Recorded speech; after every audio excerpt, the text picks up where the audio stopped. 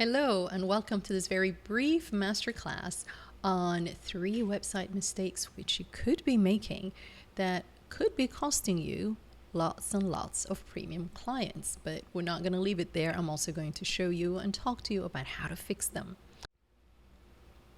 Let's start from when your client is still unaware. They don't know you exist. They completely don't know you exist. And then somehow, via word of mouth or perhaps following search engines or whatever, they become aware that you exist. From the time that they become aware that you exist, you now have 2 choices in terms of how you nurture them to turn them from someone who knows about you to someone who wants to work with you. And you can do those either via a website, via content that's on your website, or in person. And then from there, once you nurture them, that's when they get to become your clients. Now, I want to focus on this piece on how they get from being aware of you to becoming your client. Now, if you're doing this via the website, they get to know you through perhaps the FAQ page, or maybe there's some kind of content in terms of a blog post or a video, or maybe you give them a little quiz, which is like a self-assessment kind of thing. If you're doing the same thing in person, maybe you meet them and you talk to them and answer their FAQ questions at an in-person networking event. Maybe you message back and forth, or you share some emails.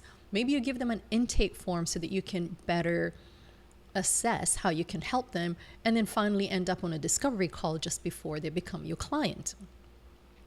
So the question is, can then your website be the proxy? Can your website be the thing that walks them through all of these different steps from being aware of you to becoming your client, and actually do the work for you while you're not there? Well, it can, but it won't if you are making these mistakes. What mistakes? Let's talk about these mistakes. Mistake number 1 is that you don't have a free offer on your site. Now, this is a problem because not having a freebie offer means you don't have an opportunity to capture their email address. And you know, this is all important, getting the email address. And it's also important to have that free offer, because if you don't, that visitor comes to visit you once and they're gone forever. You have no way of getting them back. They don't even get to figure out what you do and get a tiny little taste of how you work and the kind of value that you have to offer. So it's basically a lost opportunity to engage further with this person, to make them closer to becoming a client. But the worst part is that there is no self-selection. What do I mean by no self-selection? If you have a free offer on your site that speaks to your client, they will jump up and get it. But that same offer could be completely uninteresting to someone who is not your ideal client. So by having a free offer, which is consistent with the value that you offer and gives them a little taste of the kind of work that they can do with you, your client is raising their hand by downloading your free offer immediately. So not having any free offer means they don't get a chance to actually self-select.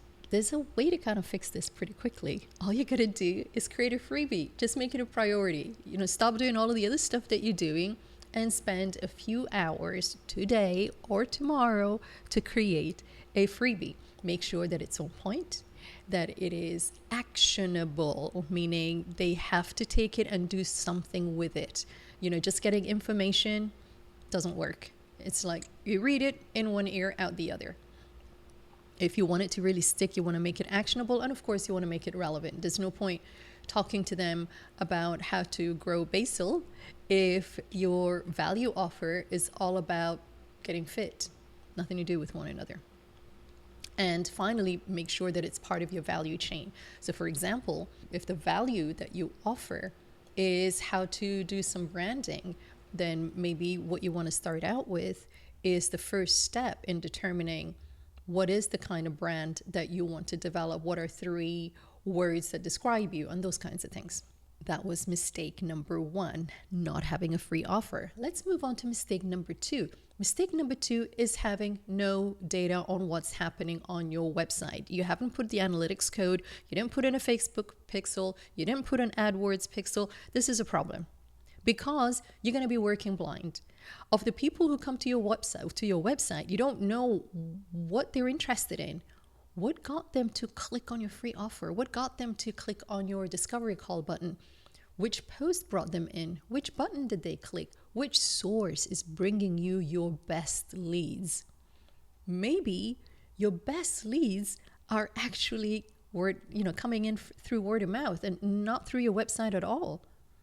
So why are you spending all of this time and effort on your website? Or maybe to the contrary, most people are coming in because they're reading some of your blog posts and that's making them so interested that they're clicking through to the next step.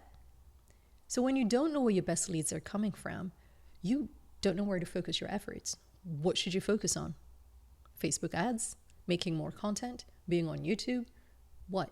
You don't know because you don't know the metrics. But that's okay, we can fix it. All you got to do is make sure that you install Google Analytics, put in the 2 pixels, Facebook and AdWords, and whenever you are sharing any kind of link which is outside of your website, which is outside of a web property that you control, meaning you can't put the pixel there, make sure that you use trackable links. Now you can get trackable links quite easily via either something like Bitly or any kind of URL shortener. You know, those ones that makes long URLs into baby ones. They usually also come with analytics. This is an example of what Google Analytics would look like. On the left, you have a report that shows you the traffic, showing you where it's coming from, bounce rates, what they're doing. And if you really want to take it up a notch, what you can do is you can create goals in Google Analytics. Yes, there is a thing called goals. And how would I use that? I would take that and I would say, okay, my goal is to have somebody download my freebie. How do I know when they've done that? Well, they have visited my thank you page. So I tell them anyone who gets to my thank you page is basically someone who has successfully converted, right? And so on the right, what you can see is somebody's site that's showing 97,000 sessions, of which 60,000 were goal completions, meaning out of that, they've got something like a 62% conversion rate. Now they know. If you don't know how much of your traffic is converting, you don't even know if maybe your freebie is any good or if you're even getting any traffic to it. So that's the importance of sticking in something in Google Analytics and then putting in your goal. The URL shorteners that I mentioned earlier, this is what Bitly looks like on the left and the Google shortener on the right. Now there's a slight difference between the two. In Bitly, your links can be private, meaning no one else is actually able to put a plus sign on the end of your URL and get all of the stats. Whereas Google, the stats are actually public. And if someone knows how to get to them, they will know how many people clicked and where they came from, et cetera, et cetera. But either way, both of these ways give you eyes into when you share a URL that's not on your website. So if you got someone to go to your Facebook page, for example, you can track it and see how many people clicked, and of those people, where they came from, and what kind of device they use, and all kinds of nifty little things like that. So that was mistake number 2, is not having any eyes and not having any metrics and not doing any data collection. Moving on to mistake number 3, super busy pages that have too much text, too many colors. There's no particular order in which how you should be looking at things, and there's definitely no customer focus. Whenever you're designing your website, and by designing, I don't mean you have to like draw things and illustrate it and come up with fancy graphics. No, when I say design, I mean when you think through how would a customer step through my site. When you have too much text, and it's too many conflicting colors, there's no particular order and no customer focus on how they should step through it, you know what happens? You're giving them way too many options. And this is a problem because if somebody gets confused, you know what they do? They hit the back button. Just like that, click, gone. And also, we all know that when you have too many options, most of the time, what you tend to do is to take no action at all. It's like, I'll think about it. Actually, let me just go have a cup of coffee and I'll come back and see. You've lost them.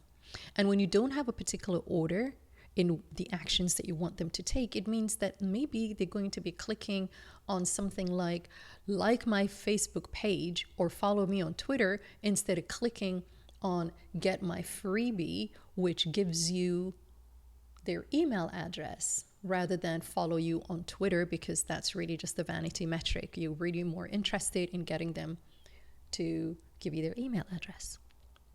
Here's a quick example of 2 sites. I don't know the person on the left, but this is the screen full of the page that you land on. As you can see on the left, you can't even read the writing. It's Alex, somebody or the other. And I can't really tell what this person can do for me. I can see that they're a life coach, but there's not much that I can actually look at. You can't actually tell on this particular page, but the piece on the bottom is actually a slider. And sliders are one of the worst things that you can have on a homepage, because again, they give you too many options. Before you get a chance to read, they're gone, and they're gone, and then they're gone, and then you don't know, should you click there, or maybe there's another one coming that would be better. It's very confusing. If you look on the page on the right, Tara Gentile, which is one of my absolute heroes, it's very, very clear. Design your next business breakthrough. It's if I'm looking for a business breakthrough, I can tell exactly what she can do for me. And the text under that major headline tells you a little bit more about her freebie offer. And the whole site feels clean and kind of like those places that you go to that have those supermarkets that have the huge aisles and everything is well lit and it's bright and things have room to breathe, compared to when you go to a store when they're having a sale and everything is kind of like on top of each other and it's crowded, and you have jumpers lumped in with shorts and they're all under the rack that says under $5. I wish. And you can't really hear yourself think because it's just messy and you can't see anything. So how do we fix busy pages?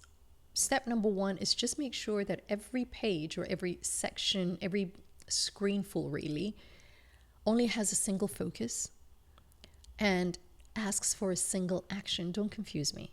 And just make sure that you use some kind of consistent color palette and let your content breathe. Give it some room.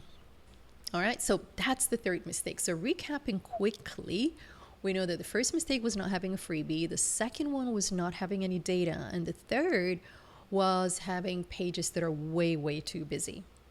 So when you are taking your customer from being unaware of you to becoming aware, and then somehow via your website and or in person become a client, you can actually make your website work for you. Just make sure that you avoid those 3 mistakes. And if you don't already have it, have a look at the website workbook. It will help you map out everything that you need to do on your website before you start putting hands to keyboard to put it together. It will walk you through the 5 key decisions that you need to make before you actually start to create your website or even looking at any kind of revamp. Got it? Cool. Thanks for joining me.